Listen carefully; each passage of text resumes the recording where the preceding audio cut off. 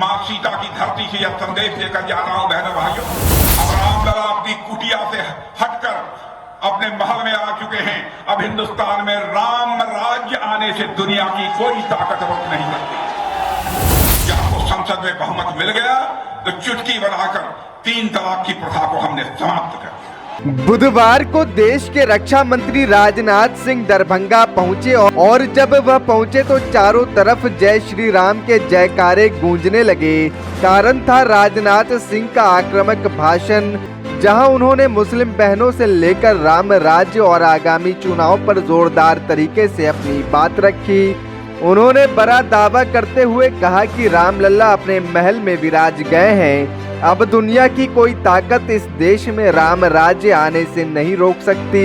इतना ही नहीं, उन्होंने अपने कार्यकर्ताओं में जोश भरते हुए कहा कि प्रधानमंत्री मोदी को तीसरी बार नहीं बल्कि लगातार चौथी बार भी प्रधानमंत्री बनाने की तैयारी करें। हम टुकड़ों में बांटकर समाज को देखने के आदी नहीं है। हमें लगा भले ही वह मुस्लिम धर्म को मानने वाली हमारी बहन हो, मां हो,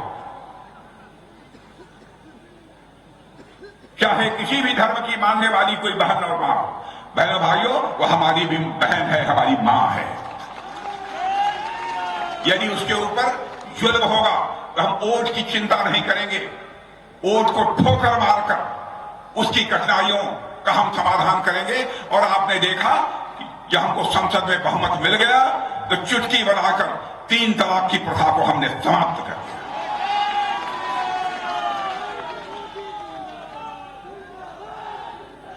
यह सब काम करने की शैली हमारी इसलिए है क्योंकि राजनीति में बहुत सारे ऐसे लोग हैं जो केवल अपने परिवार को ही जनार्दन मानते हैं, परिवार को ही केवल भगवान मानते हैं। लेकिन भारतीय जनता पार्टी केवल परिवार को ही अपना भगवान नहीं मानती, परिवार को ही अपना जनार्दन नहीं मानती, बल्कि हिंदुस्तान की जनता को अपना भगवान मानती है, जनता को अपना जनार्दन मानती है। इसलिए हम यह सब सारे काम करते हैं। अब आप सब लोगों को मालूम है, हम लगातार लंबे समय से यह कहते चले आ रहे हैं, जहां तक मुझे याद है 1984 से, कि जिस दिन केंद्र में हमारी सरकार बन जाएगी और संसद के दोनों सदनों में बहुमत मिल जाएगा तो अयोध्या की धरती पर भव्य राम का मंदिर बनने से दुनिया की कोई ताकत हमें रोक नहीं पाएगी।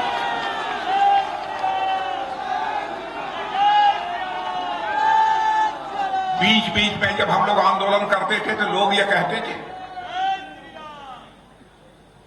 क्या आप कहते हैं कि रामलला हम आएंगे, मंदिर यहीं बनाएंगे, लेकिन आप लोग तारीख नहीं बताएंगे। हम लोगों की खिल्ली उड़ाई जाती थी, मजाक उड़ाते थे कि केवल राम मंदिर का नारा देकर ये वोट हासिल करना चाहते हैं।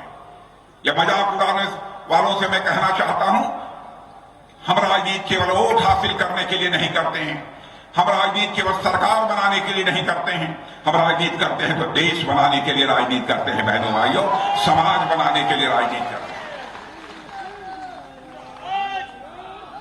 आपने देखा वह समय आ गया 22 जनवरी को रामलला के विग्रह की प्राण प्रतिष्ठा हो गई। हमारे प्रधानमंत्री ने उनकी प्राण प्रतिष्ठा की और कई धर्माचार्यों ने उनके साथ। और मैं आज मिथिलांचल की धरती से, मां सीता की धरती से यह संदेश लेकर जा रहा हूं बहनों भाइयों, जो यहां बैठे होंगे बहुत सारे विद्वान और धर्मगुरु, मेरा दिल यह बोलता है, मैं कहकर जा रहा हूं, अब रामलला अपनी कुटिया से हटकर अपने महल में आ चुके हैं। अब हिंदुस्तान में राम राज्य आने से दुनिया की कोई ताकत रोक नहीं सकती।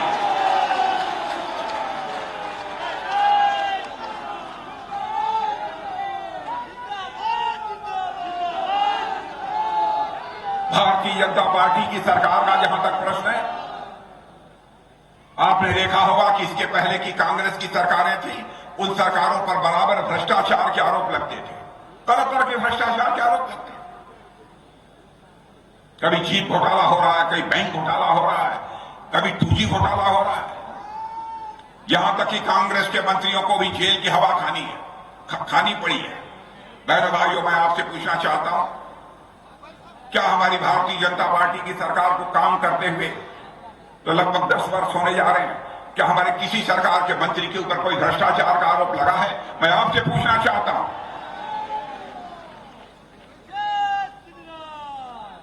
मंत्री की बात छोड़िए, पूरे सरकार पर कोई आरोप नहीं लगा। यह हमारी काम करने की शैली है, हमारे काम करने का तरीका। और मुझे याद है, राजीव गांधी जी भारत के प्रधानमंत्री थे। वैसे में किसी भी दल का कोई प्रधानमंत्री हो, बहनों भाइयों, हमारे जैसा व्यक्ति किसी प्रधानमंत्री की आलोचना नहीं करता है, चाहे वह किसी भी दल का क्यों न हो, क्योंकि मैं मानता हूं प्रधानमंत्री यह व्यक्ति नहीं होता है, प्रधानमंत्री यह संस्था होता है। और मैं जो कहने जा रहा हूं वह मैं राजीव गांधी जी की आलोचना नहीं कर रहा हूं, लेकिन प्रधानमंत्री रहते हुए राजीव गांधी जी ने कहा था, हम क्या करें, हम ऊपर से दिल्ली से 100 पैसा नीचे भेजते हैं, लेकिन लोगों की जेब में पहुंचते पहुंचते बामुश्किल 14 पैसा पहुंच पाता है और 86 पैसा यह भ्रष्टाचार की भेंट चल जाता है। ईमानदारी से राजीव गांधी ने यह मजबूरी जाहिर की थी, लेकिन इस मजबूरी को चुनौती के रूप में इस भारत में किसी मां के लाल ने स्वीकार किया, भारत के लाल नरेंद्र मोदी ने स्वीकार किया। बहनों भाइयों, और आज आप देखते होंगे जनाधार, जनधन, मोबाइल और आधार की ऐसी ट्रिनिटी बना दी कि आज दिल्ली के बैंकों से 100 पैसा निकलता है तो 100 का 100 पैसा आपकी जेब में पहुंचता है, एक पैसा भी भ्रष्टाचार की भेंट नहीं चढ़ने वाला।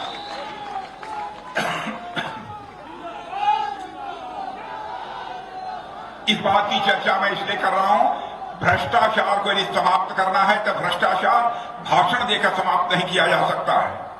भ्रष्टाचार को यदि समाप्त करना है तो व्यवस्था में परिवर्तन करना होगा। और हमारी सरकार यह व्यवस्था में परिवर्तन लाने का काम कर रही है। क्या कभी किसी ने सोचा था कि हमारे किसान भाइयों को प्रतिवर्ष कोई सरकार आएगी, मुफ्त में वहां से 6,000 रुपया उसकी जेब में भेज देगी? क्या कभी किसी ने सोचा था झोपड़ियों में रहने वाली हमारी माताओं बहनों को भी गैस सिलेंडर से खाना बनाने का कभी अवसर मिलेगा? क्या कभी सोचा था किसी ने झोपड़ी में रहने वाला भी जो गरीब होगा, यदि वह बीमार हो जाएगा तो इलाज कराने के लिए 5 लाख रुपए तक का उसका मुफ्त इलाज होगा?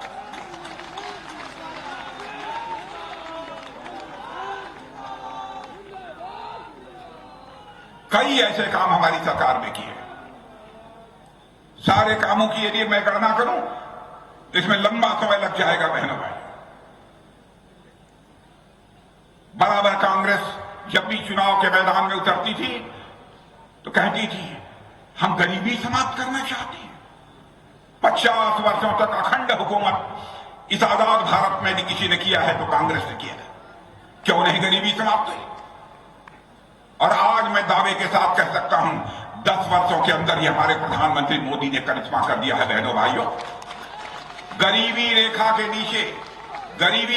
नीचे जीवन निर्वाह करने वाले गरीबी रेखा के नीचे जीवन निर्वाह करने वाले 25 करोड़ लोग आज उस गरीबी रेखा से बाहर हो गए हैं। बहनों भाइयों, यह मैं नहीं कह रहा हूं, नीति आयोग कह रहा है। और बहुत सारी हमारे अंतर्राष्ट्रीय जो ऐसी फाइनेंशियल फर्म्स हैं वह कह रही हैं 25 करोड़ लोग अब उस गरीबी के संकट से बाहर हो गए हैं। यह है भारत के बारे में लोग कहते थे यह भारत तो कमजोर भारत है, जो जब चाहता था तब भारत को आंख दिखा देता।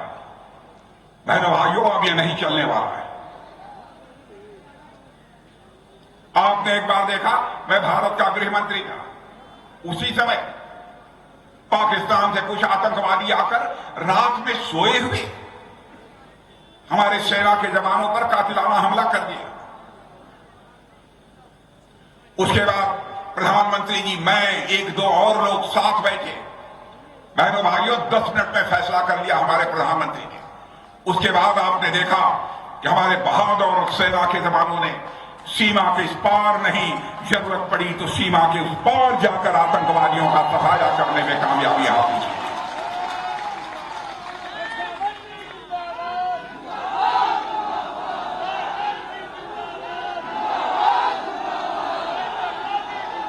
हमने यह संदेश दे दिया, दो टूक संदेश सारी दुनिया को दे दिया, भारत अब यह कमजोर भारत नहीं रहा है, भारत अब दुनिया का ताकतवर देश बन रहा है। भाई शांत रहो, हद हो गई भाई, शांत रहो। हमने सारी दुनिया को यह संदेश दे दिया कि हमें यदि कोई आंख दिखाने की कोशिश करेगा तो जरूरत पड़ेगी तो हम सीमा के इस पार भी मार सकते हैं, और जरूरत पड़ेगी तो सीमा के उस पार भी जाकर मार सकते हैं। यह भारत की हैसियत है।